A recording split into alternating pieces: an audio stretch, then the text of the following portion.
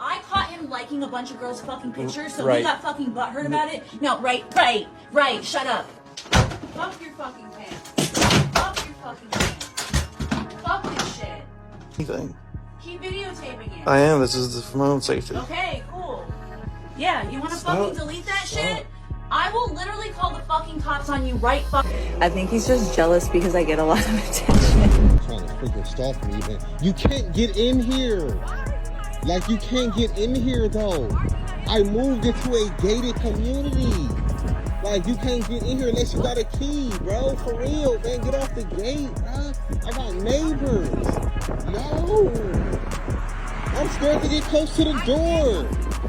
Okay, first of all, you on the wrong side. First of all, you ain't gonna be able to open it from that side. And you can't open it because you need a key. Like, look at this girl, bro. No, bro. Like, get your hand off the thing.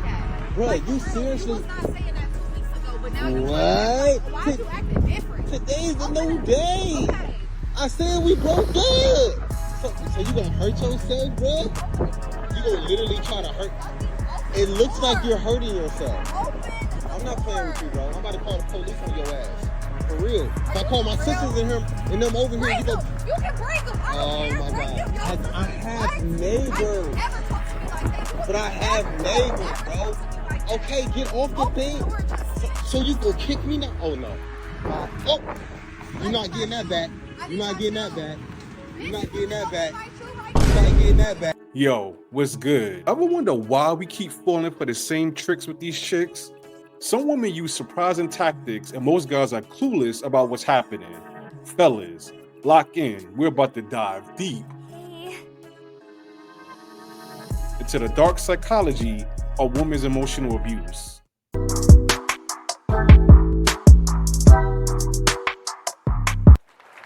Welcome back to the channel. When we think about emotional manipulation, we often think of it as this dark, sneaky tactic used to control and exploit others. Yet, what if I told you it's used way more commonly than you think? Yo, emotional manipulation can be incredibly subtle and is often masked as care, concern, or even love. Huh? The truth is, it can be devastating for our self-esteem and confidence. Let's keep it a stack. We all use manipulation to a certain degree. However, when it's used to harm a person's mental and emotional stability, that's a problem. Many men experience emotional abuse, which is low-key domestic violence. Oh, hell no! Yeah, son, men are the big, scary, abusive villains. Snapple fact, emotional abuse is just as damaging as physical abuse, which often goes unreported. Hey, yo, fellas, real talk. If you're in this situation, leave immediately and seek support. Stop letting these entitled chicks get away with trash behavior. Real talk, the most offended yet disrespectful. Yo, society often portrays men as aggressive, uncontrollable, abusive Neanderthals lacking emotional restraint. Oh shit! Oh shit! Are there some emotional crash out dummies? Absolutely. However, that same energy isn't put into hold the women accountable who are on abuser type of time. How dare you? Hey yo, emotional manipulation can take many forms and is often hard to spot. We might be in a situation where shorty constantly gives us silent treatment, making us feel like we're walking on eggshells, never knowing when she'll crash out. How dare you? She's a nice lady.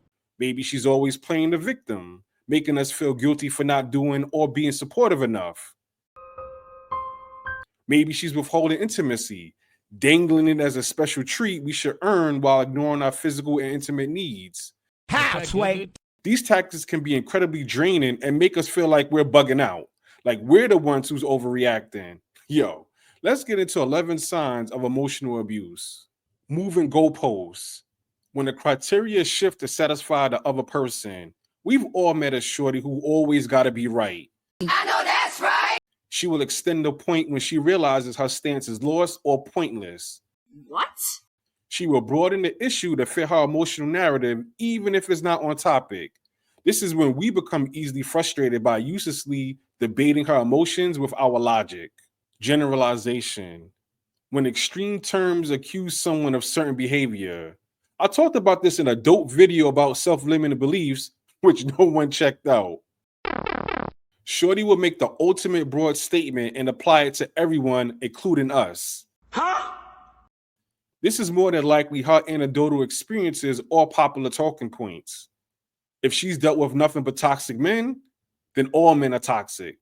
The internet says all men are cheaters, so we will be labeled as a cheater even if we haven't shown any signs, especially if she views us as him.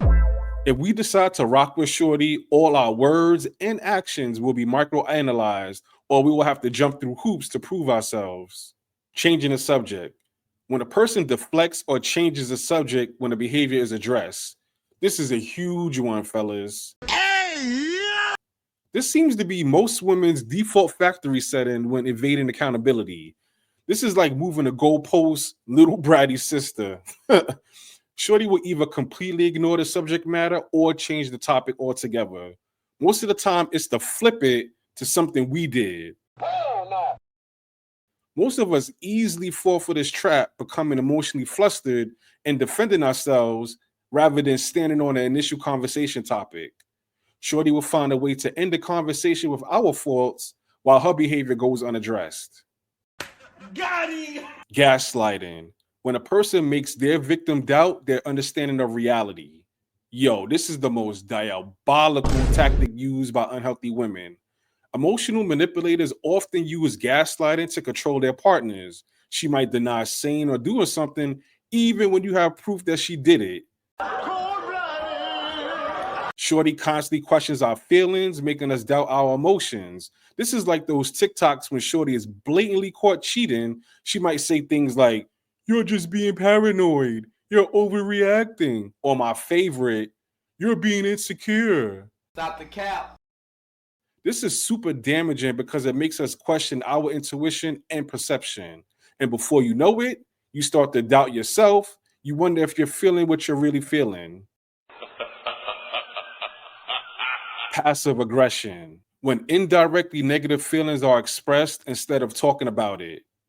We know this is the bread and butter tactic of many women and some men. Beta.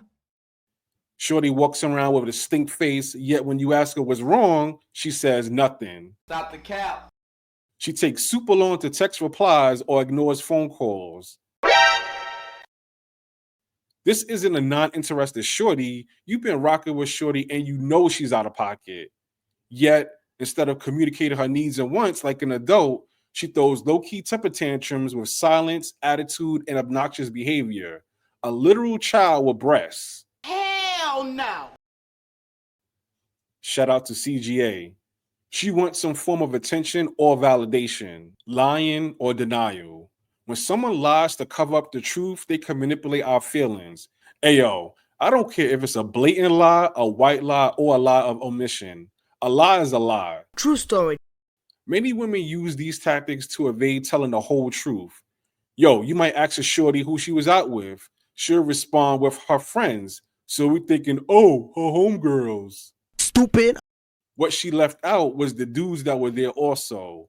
My rule of thumb is if Shorty initially responds in a general roundabout way or even drops a specific friend's name, I will question it, especially if you know Shorty friend is on demon time. She belongs to the streets. Targeting insecurity. When they zoom in on our insecurities, making us feel bad.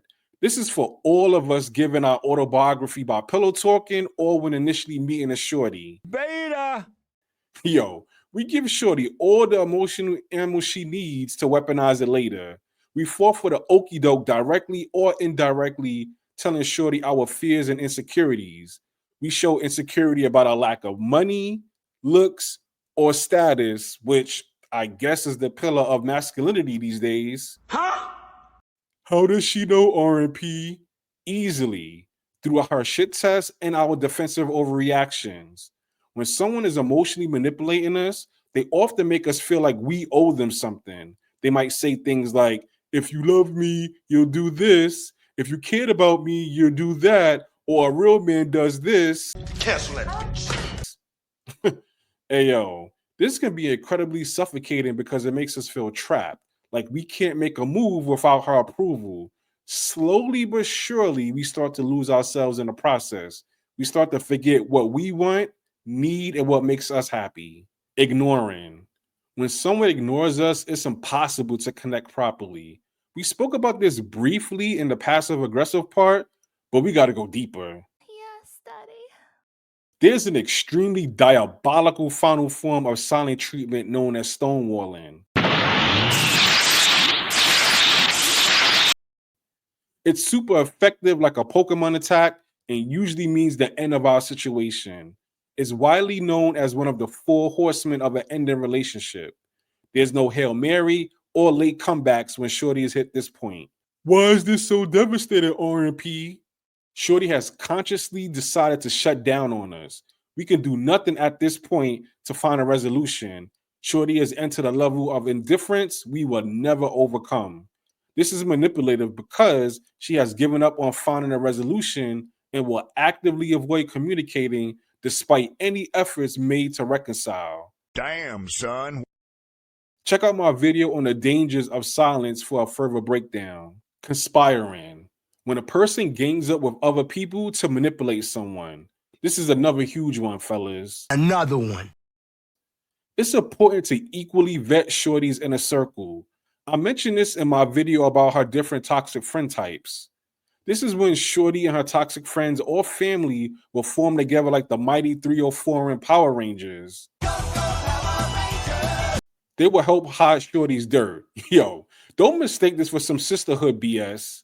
They knowingly co-sign her trash behavior and will lie for Shorty by any means necessary. It may seem like being emotionally jumped. Fight back, nigga! Fight back! With any valid concerns being maliciously dismissed. Evoking fear. A person plays on another person's fears to get what they want. This is the evolved form of targeting our insecurities. Shorty may use a combination of guilt and ultimatums to get what she wants. Guilt tripping is a common tactic used by emotional manipulators. She may say things like, I'm only doing this because I love you, or I'm doing this for us. Stop the cap. She may create an unreasonable or uncomfortable expectation followed by a threat. In most cases, it's to end the relationship, which many of us are afraid of. The truth is, she's not doing it for us. She's doing it for herself. She's doing it to control us, make us feel guilty, or do what she wants. And once we recognize this, we realize that her actions have nothing to do with love and everything to do with control. Emotional abuse. When a person misuses emotional connections to manipulate others, manipulators often play the victim to get attention and sympathy. Hey, yo, she might make up stories about being mistreated and how she's being wronged. Before you know it, we're feeling sorry for her, trying to comfort and make her feel better. But the truth is, she's not a victim. She's a manipulator. She's using her fake stories to control us, to make us feel guilty, to make us do what she wants. Recognizing emotional manipulation is only half the battle, like G.I. Joe. The real challenge is recognizing our emotional boundaries. When someone tries to control us, they'll push it against our boundaries. They're trying to see how far they can push us, how much they can get away with. However, if we're not clear on our boundaries and what we will and won't tolerate, we're leaving ourselves open to manipulation. Listen up. In today's video, we talked about the signs of emotional abuse, the tactics used by manipulators, and the importance of recognizing our emotional boundaries. When we recognize our emotional boundaries, we recognize when someone is trying to manipulate us. We start to recognize when someone is pushing against our boundaries and trying to control us. That's when we can act. That's when we can stand up for ourselves, assert ourselves, and start to say no. Yo, thanks for watching. If you have any thoughts on this topic, share them in the comments below. If you're new here, subscribe for more content. Don't forget to check out our next video where we explore the revealing signs of a one-night stand chick. Stay resilient.